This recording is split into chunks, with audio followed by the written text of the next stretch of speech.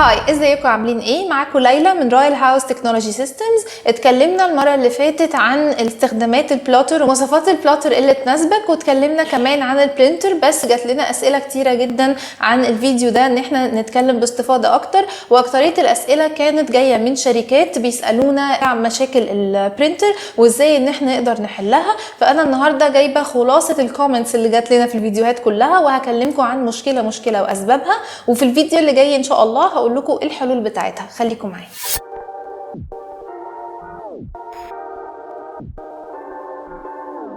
اول مشكله، وهي اكتر مشكله بتواجهنا بالذات للشركات، ان هو يجي يدي اوردر طباعه وبعد كده يرجع للبرينتر يلاقي ان البرينتر حشرت الورق وبتقول له مسج بيبر جام. طيب ايه اسباب المشكله دي وازاي ان احنا نقدر نحلها بمنتهى السهوله؟ لو نوعية الورق اللي انت بتطبع بيه كانت رديئة او الكواليتي بتاعت الورق مش احسن حاجة، على فكرة انت ممكن توفر في الورق، بس الافضل ان انت تشتري ورق بكواليتي كويسة. يعني انت ممكن توفر وفي نفس الوقت تشتري ورق بكواليتي كويسة، وده بيفرق معاك بعد كده في الكواليتي بتاعت الطباعة. بالتالي كل ما خدت ورق بكواليتي احسن كل ما قللت مشاكل البيبر جام. كمان بتكون في مشكلة مش ناس كتير عارفاها، وهي ان بيحصل رطوبة في الورق. ممكن كمان الورق يكون مش محطوط بشكل كويس في الدرج بتاع الورق التري، سواء A3 او A4 او A5. بالتالي كل مره بتيجي بتطبع بتلاقي بيبر جام، تيجي بتفتح الدرج بتلاقي ان فعلا الورق ما كانش متسطر كويس او ما كانش محطوط بطريقه منتظمه، وده بيؤدي في الاخر ان الورق بيتحشر. مهم جدا واحنا بنحط الورق في التري ان احنا نتاكد ان الورق يكون بالاول كده، نعمله كده خلاص، وبعد كده بندخله في التري. لما بندخله في التري بيكون في شكل عامل زي المسطره كده موجود جوه التري، بتساعدك ان انت تخلي الورق يكون بشكل منتظم. لو عملت الخطوه دي الورق مش هيحشر معاك. وفي ساعات كمان بنكون مثلا احنا طبعنا ورق والورق ده طلع زياده، بس هو ورق A4 ابيض ما فيهوش اي حاجه، بس فيه دبابيس. يعني انا جيت مثلا طبعت ملزمه والصفحه الاخيره لقيتها بيضه ومش محتاجاها، برجعها تاني في التري. طيب انا مش محتاجه الورقه دي، هرجعها في التري عشان اطبع بيها او استفيد بيها. الورقه دي فيها دبابيس، الدبابيس دي لما باجي انا اطبع هي دخلت في البرينتر، طبعا حشرت الورق. ليه؟ لان الدبوس نفسه هو اللي خلى الورقه انها تتحشر، او الدبوس نفسه هو اللي اتحشر جوه البرينتر. وده على فكره لازم نخلي بالنا واحنا بنحط الورقه جوه البرينتر ان ما يكونش فيها اي دبابيس. وفي مشكله تانية بتقابلنا، وهي بيكون في مشاكل في السخان بتاع البرينتر. وفي الحالات دول لو انت عملت اللي بقولك عليه ولقيت برضو الورق لسه بيحشر، تقدر تكلمنا على الارقام اللي موجوده اسفل الشاشه، نيجي لفريق الصيانه لحد عندك، فريق دعم فني متخصص لاكتر من 15 سنه يقدر ان هو يفيدك في المجال ده ويصلح لك البرينتر وانت واقف. تاني مشكلة عندنا في البرينتر وهي بتكون البيك اب رولر، او بالعربي بكر السحب. البكر ده لما احنا بنيجي نفك البرينتر للناس البسطاء اللي زيي اللي هم مش اكسبرتس زي الناس اللي قاعدين في الاوضه اللي جنبي، البكر ده حاجه لما بتتفك احنا بنقدر ان احنا نشوفها. طيب ده بيحتاج اكسبرت. لو انت فاهم شويه في الموضوع ده وممكن تنظفه او تغيره مفيش مشكله لو انت فاهم. لو مش فاهم انصحك وانصح الناس كلها ان نكلم مهندس مختص، سواء رويال او المهندس المختص اللي يقدر ان انت واثق فيه ومعتمد عليه ان هو يصلح لك المشكله دي. هي مش مشكله جامده بس هي محتاجه اكسبرت. بوينت نمبر 3، مشاكل في التروس. لو انت عندك مشكله في التروس دي بتعمل صوت عالي جدا في البرينتر، او بتعمل ساعات حراره. يعني انت ساعات تعدي جنب البرينتر تلاقيها عامله صوت مزعج جدا مش فاهمين ليه، دي غالبا بتكون في مشاكل في التروس. معلش يا جماعه انا بشرب الشاي بمج نسكافيه. في الحاله دي هتلجا لاكسبرت، لان هي بتكون مشكله من 3، يا اما هي التروس تاكلت، او انها محتاجه صيانه، او انها محتاجه تتنظف. بوينت نمبر 4، مشكلة بهتان الصورة. طيب لما انت ساعات بتطبع ورقة وبتكون يعني بتتفاجئ ان هي فيها تقطيع، او الصورة بهتانة، او الحبر نفسه مش مدي كواليتي عالية. وانا مش بس بتكلم عن الكلام، ممكن كمان اكون بتكلم عن الصورة. يعني انت بتيجي تطبع صورة بتلاقيها بهتانة من الاخر، او الكلام بتحس ان هو بهتان مش منور كده. في الحالة دي بنلجأ لان احنا نبص على الحبر بتاعنا. ممكن الحبر يكون مش نظيف، او ممكن يكون هو عايز يتغير، وممكن يكون محتاج يتنظف. يعني انت عندك سبب من 3 اسباب دول اللي بيأدوا ان الورقه تكون بتطبع بكواليتي مش احسن حاجه. محتاج فحص، نقول فحص البرينتر.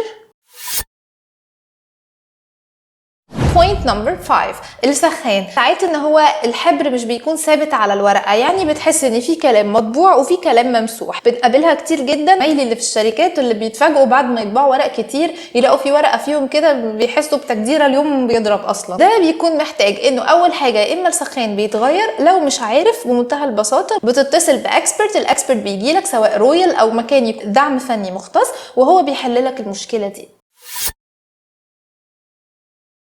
بوينت نمبر 6، البوينت دي بقى هي اكتر مشكله بتقابلنا وبتقابل تقريبا كل الناس، ان البرينتر مش بتستجيب لامر الطباعه. طيب البرينتر انت بتديها اوردر عادي جدا زي اي حد، بعد ما بتديها الاوردر رايح على البرينتر عشان تاخد ورقك بتلاقي ان هي اصلا ما استجابتش للطباعه. طيب نعمل ايه؟ اول حاجه بنعملها دماغنا بتروح ان احنا بنقفل البرينتر ونشغله تاني، وبعدين بنرجع بنبص على اللابتوب او البي سي بنبص اذا كانت ادت الاوردر ولا لا، بنلاقيها ان هي ادت الاوردر. دي بتكون ان البرينتر اوف لاين، فانت محتاج ان انت تشغل البرينتر. طيب تاني حاجه، لو انت رحت وانت بتطبع وبعدين بتبص على اللابتوب بتاعك لقيت ان الريكوست اللي انت عامله برنت ان هو مش موجود، دي بتكون مشكله تعريف. بمعنى ابسط من كده ان انت اللابتوب بتاعك او البي سي مش متعرف على البرينتر، او ممكن يكون متعرف بطريقه خاطئه. اما لو البرينتر مديه ريدي وفي نفس الوقت عندك الاوردر على اللابتوب مفيش فيه مشكله، في الحاله دي بتكون في مشكله في الفورماتر بورد، وفي الحاله دي بتحتاج اكسبرت يحل لك المشكله دي في ثواني.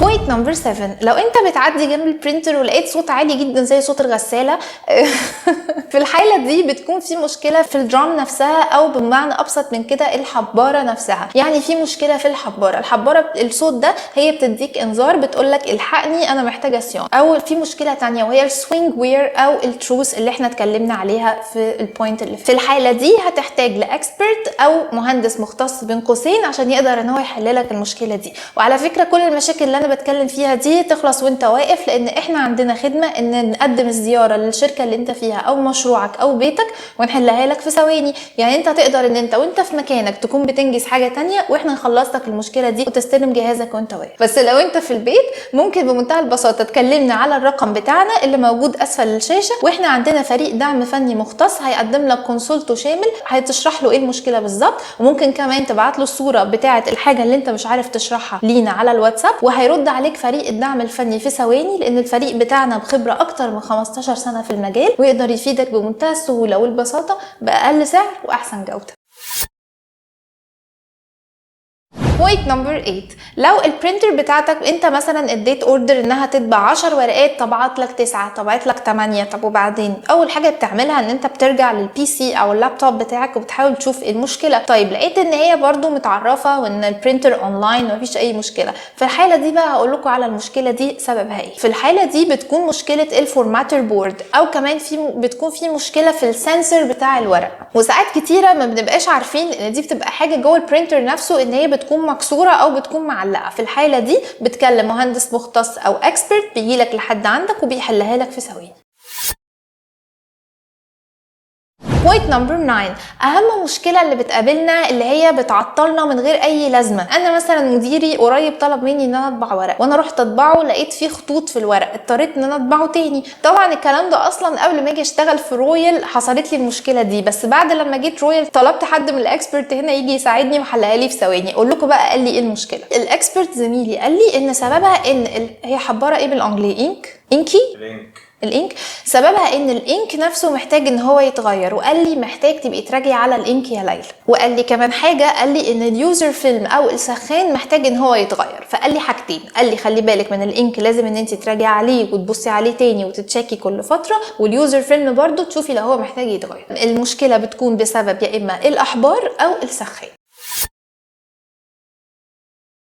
بوينت نمبر 10، لا بلاش خمش في وسط. بوينت نمبر 10، المشكله الاخيره اللي معانا وهي ان ساعات الشاشه بتكون بتاعه البرينتر بتكون سودا رغم ان البرينتر اونلاين. يعني انا البرينتر عندي شغاله بس مديه بلاك سكرين ومش عارفه ايه المشكله. طبعا احنا عملنا فيديو عن مشكله البلاك سكرين وحلها في اللابتوب، هبقى اسيبه لكم في البلاي ليست بتاعتنا. بس دلوقتي البرينتر تايبت، يعني البرينتر برضو لازم تاخد نصيبها. هقول لكم المشكله دي سببها ايه وحلها ايه. في الحاله دي بتكون حاجه من الاثنين، يا اما بنغير الشاشه او بنعمل لها لها ريسيت. وفي الحالتين دول انت محتاج تكلم اكسبرت او مهندس مختص وهو يجي يحلها لك لحد عندك. الميزه في كل المشاكل دي ان احنا بنقدر نحلها وانت واقف. بنقدم خدمه زياره، بنجيلك لحد عندك بنحل لك المشكله. مش عايز ان احنا نجيلك، كلمنا في التليفون وبنقدم خدمه الدعم الفني مجانا. او تقدر تشرفنا في مقرنا، مقر الشركه اللي موجود هسيبه لكم في اخر الفيديو. تشرفنا بالبرينتر بتاعك، لو انت مثلا برينتر استخدام منزلي وصغير تقدر ان انت تجيبه لنا.